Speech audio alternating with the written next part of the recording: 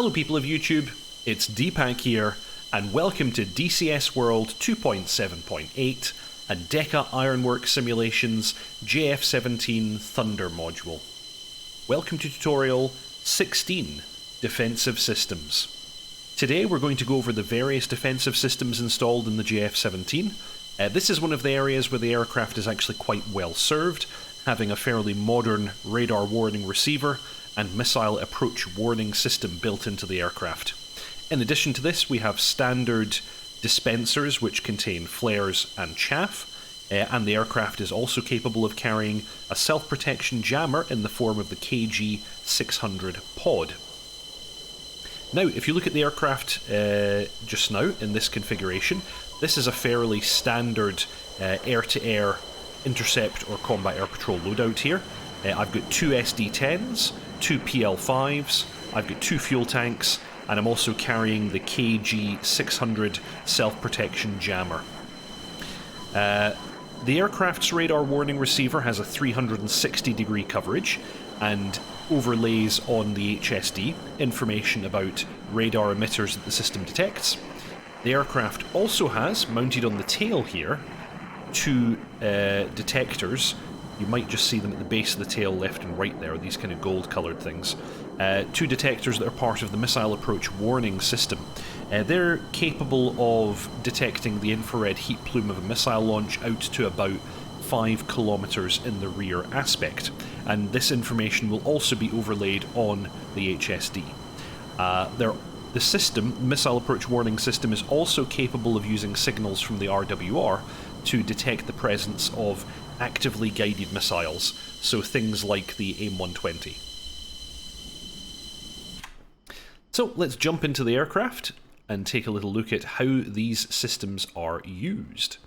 If I bring myself over here to the right-hand multifunction display, we have controls for the RWR here. It says open, which means it'll display everything, or you can put it into priority mode where it will only display priority symbols. We don't currently have any symbols on the RWR right now, but I will take us up in the air shortly and we'll look at a range of different symbol types we might have.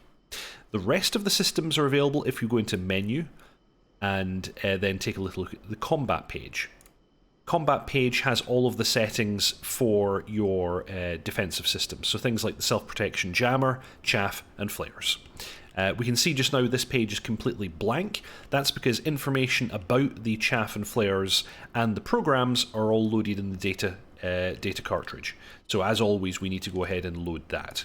Let's do that just now. This is a cold start, so because of that we need to do all that loading manually.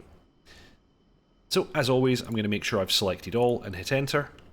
And if we bring ourselves over here, after a short pause, we should have information about our countermeasures, and it'll also display information about the weapons across the top. There we go. We're going to cancel that master caution because we don't care about the configuration of the aircraft right now. Okay, data cartridge is now loaded. We can now see all the weapons on the aircraft. We can also see the chaff and flares. This is the standard chaff and flare loadout, so by default you can carry 32 flares and 36 chaff. Shown below is the bingo number. So the system will warn us once our flares reach 8 and when our chaff reach 10.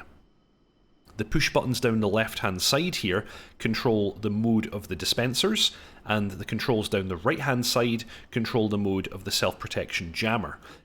These will not be presented in the event that the self-protection jammer is not on the aircraft. So when it comes to the countermeasures, we have manual and automatic modes. In automatic mode, the system will automatically dispense chaff and flares in response to RWR indications. We can choose whether the current... oh, actually, that sounded like something on the RWR. There you go. That's an example of one of the symbols. I'll be going over those later, though. So let's go back to combat for now. But when you get a new RWR symbol, you do hear that doot-doot-doot kind of tone. So in any case, this shows you what the current program is for, whether it's chaff, flare, or chaff and flare. We're currently running program 1. There are 5 programs built into the system.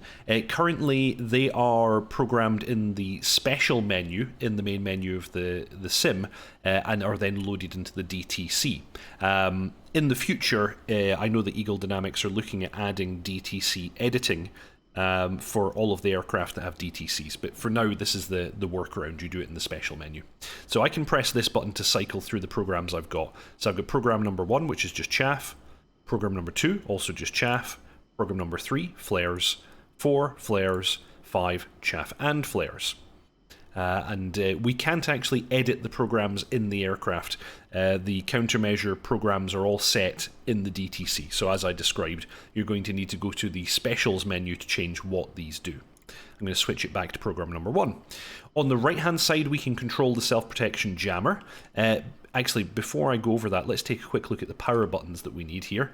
SPJ, that powers on the jammer. And OESP, that stands for Optical Electrical Self-Protection. This is the dispensers. So if I turn that off, it's going to warn us that the OESP is off and we've got no ability to use the dispensers. Let's go ahead and turn that on. And also we can see the self-protection jammer is currently powered off. Let's power it on. And the very first thing that happens is it goes through its built-in test, and the OESP was also running its built-in test. This takes approximately 15 seconds to run for the self-protection jammer, and then it will be in standby. There we go, standby. So, below that, pressing this actually has no effect. You control the jammer via your HOTAS controls, which I'll go over in just a moment. But you've got modes and hemispheres that you can set the jammer for. So, Type 1 operation means the jammer will automatically, well, when commanded, the jammer will come on in the event that you're locked up. Of course, when it's in standby, it won't do anything. We can also switch it to Type 2. In Type 2, it will come on immediately as soon as something scans you. So Type 2 is on scan, Type 1 is on lock. You've then got the hemisphere. It can jam targets in your forward hemisphere, your backwards hemisphere, or rear, and forward and backward. I guess you could use this to not end up sending kind of jamming noise towards friendlies if you wanted to avoid interfering with their radars. Most of the time you're going to run this in forward, but if you don't know where the threats are going to come from, you might run it in forward and back. And that's all the settings for the jammer. So what I'm going to do next is I'm going to get the aircraft airborne, and we're going to expose you to a variety of different threats and take a little look at what they look like on the RWR. Be right back. Okay, you join us in the cockpit, up in the air, and I now have some stuff showing up on the RWR. So let's quickly take a little look at the RWR and see what these symbols are all about. So if I zoom down on my right multifunction display here, top part of the display currently is the HSD. I have my RWR in open mode, so it will show all symbols.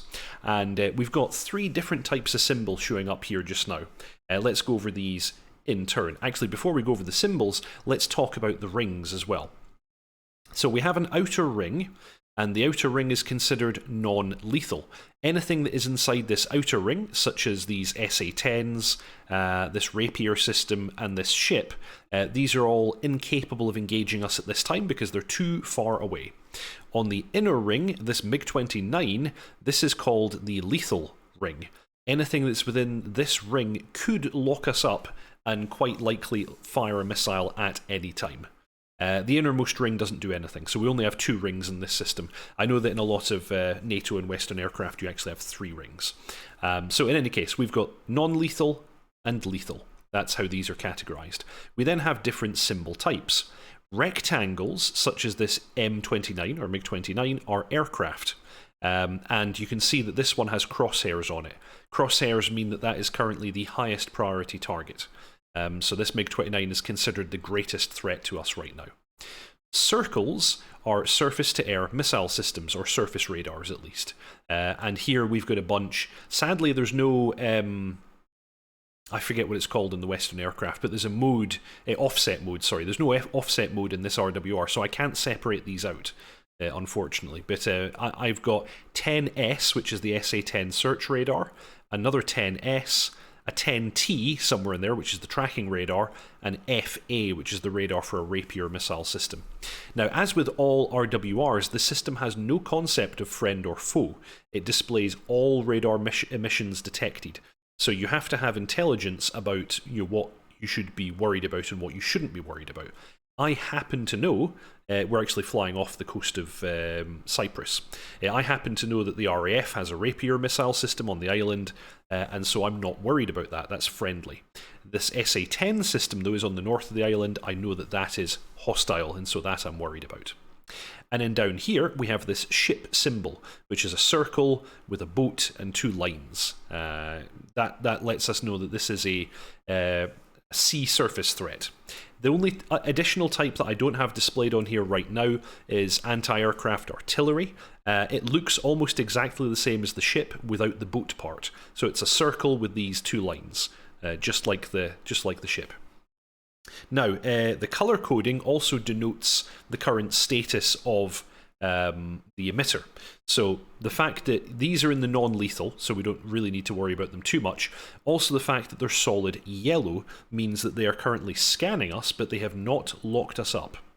If they were to turn red, that would mean that they've locked us up, and we would get the audio indication tracking. And it would repeatedly say, tracking, tracking, tracking, tracking, and it would do that a lot, and it's kind of annoying. But at least it lets you know that you are being locked up, which is important. The next step is that they'll be red and flashing.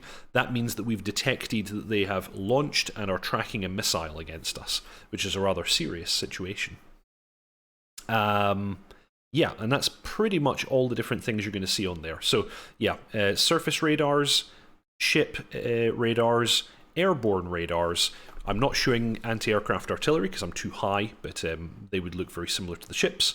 And then you've got the colour and the flashing. Let's fly towards these threats and see how they progress and how things get worse for us. I'll be right back when I reset the mission to do that. Okay, here we are, we're back inbound. Let's bring up the combat page on the left-hand side here as well, just so that we are ready to see what happens with these systems. So anyway, I'm flying towards that SA-10 site that I saw before. It's now on the nose, and we'll see how it progresses through the different rings. There we go, that Rapier just popped into our lethal ring now. Luckily, as I said before, we know that it's friendly, so it's not going to fire on us. However, that SA-10 site... Oh, and there we go.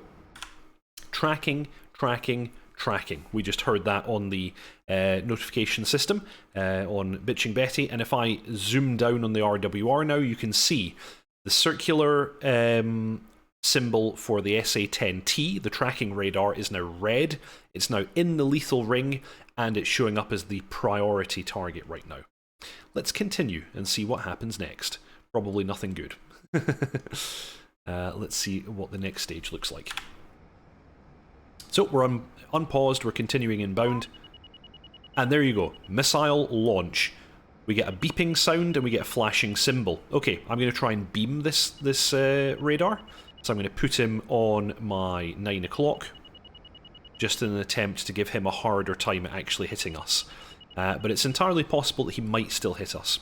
Now, HOTAS controls for defensive systems, we're interested in the T1 switch, that's the countermeasures switch. Pushing that switch forward turns the jammer on. You can see it's now, it says jam and it's flashing because we're in type 1 operation, which means we want to jam as soon as somebody locks us up. And if I push the T1 switch aft, chaffs are flashing and it's actually deploying chaff as per the program. That's good, that's what we want to happen. But yeah, still getting a warning about missile launch. This may well kill us, but that's okay. We're just practicing here. Yep, there we go, I can see the smoke plumes down there. So it's definitely fired on us. We're giving ourselves the best chance of survival though, because we're putting them on our 9 o'clock, and we're keeping them at distance. We have we had the jammer on, it's actually, looks like it's no longer flashing, which is weird. Yeah, pressing T1 forward switches between standby and jam. I'll just leave that like that. Maybe it stops flashing after a while so it's not annoying you. But you can see that the S10 is still flashing, it's still priority. It's actually showing in the non-lethal ring now, so it's a bit further away. And oh, right, pause. This is very, very good. I didn't know if we were going to get this or not. Let's take a little look at the HSD display now. We now have information from the MAWS, the Missile Approach Warning System. That information is also overlaid on the HSD. It gives you, it's also rectangles, so similar to aircraft, but they're rectangles that are just brackets with rounded corners. It'll display M if it's just a missile heat plume that's detected. And it will always appear in the lethal ring, or in the innermost ring in fact. And if it's an active missile, it will display the identifier for that missile type, so like a 120 or whatever. This one is not an active missile, it's obviously being... it's getting tracking information from the S-10 radar, so it just displays as an M. Now, let's see, can we actually see that missile? No. No, we can't see the missile, so it's obviously a little bit further out at this stage. But yeah, that's the MAWS in action. I wasn't sure if we were going to get that or not. That's really good. So whenever that system detects a missile, we get missile in the HUD, and we also get the voice message missile. We're probably going to get hit by this. But this is very instructional in any case. This is a very good demonstration of what this looks like. I'm going to dispense again. That's chaff coming off. Missile, missile, missile. And it's gone. Okay, we defeated it. We now have a MiG-29 coming up. Let's switch programs. I'm going to switch program to the flare. And I'm waiting. Oh! That missile just detonated behind us. Very interesting. Okay, we now have a MiG-29 coming up on us. I'm going to see if I can defeat a MiG-29's infrared missile. He's behind us. He might launch soon. Hopefully the MAWS detects that launch. I don't see him anymore visually. I saw him for a moment there. SA-10 is now out of range. It's no longer a problem. But notice I'm now flying directly towards that ship, which may cause me a problem soon. There he is. He's... Oh, now the ship has locked me. Okay, this is becoming a problem. I'm going to preemptively dump some flares here.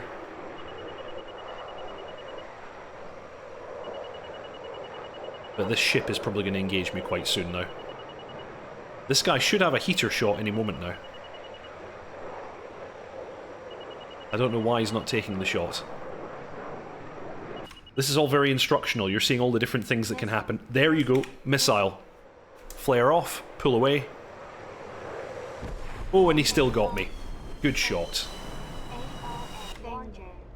Okay, and this is how we die. Lots of spinning around. It's time to have a go on the parachute. Fantastic. So he was well within the kill zone. I was hoping that I might be able to do something about that missile, but I couldn't.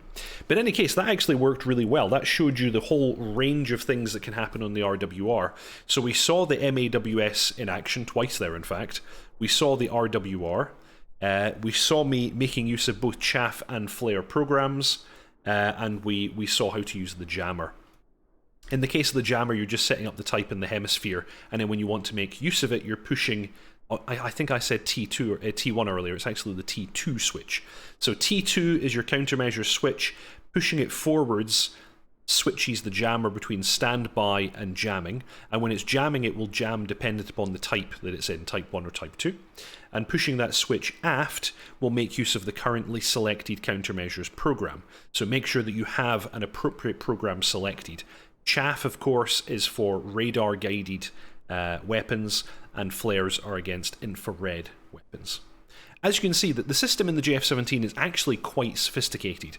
You've got a good modern RWR, and it has indications both on the HSD and on the HUD, and you have oral indications and tones. You've also got a really quite good MAWS, although it's only covering the rear aspect for heat plumes.